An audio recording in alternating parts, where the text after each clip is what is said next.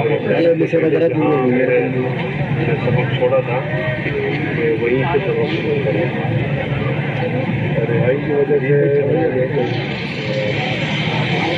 سمجھا سکا ہے نہ کوئی ڈرا سکا ہے، بلکہ ہمارے عزم اور حوصلے میں اور بلندی آ گئی ہے۔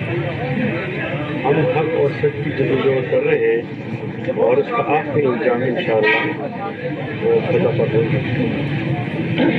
مجھے سمجھ نہیں آ رہا کہ پورے پاکستان میں انہوں نے مجھے کیوں یاد کیا ہے گرفتاری کے لیے، سر مجھے پسند کیا ہے، اس کی وجہ سمجھ میں نہیں آتی۔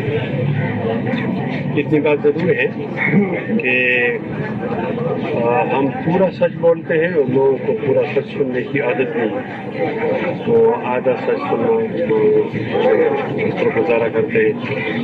پاکستان میں مختلف الخیال لوگ رہتے ہیں، اور مختلف الخیال لوگ بھی اپنی اپنی سوچ ہیں۔ پاکستان کی معیار جو ہے وہ ہم سب کو جمع کرتا ہے، ہم سب کے درمیان ایک مثالی ملی ہے، اور لوگ اس کو بریلا بنا کر اس کے پیچھے کام کرتے ہیں۔ مختلف الخیال لوگ، سب لوگوں کو آئین کا احترام کرنا ہوگا۔ اگر اس ملک کو ترقی کی طرف لے جانا ہے تو آئین کا احترام کرنا ہوگا، اور جو لوگ آئین کو رونتے ہیں اپنے پاؤں تلے ان کا راستہ روکنا ہوگا۔ اور اگر آپ نے اس ملک کی ترقی چاہی ہے تو اس کی بنیاد آئین ہے۔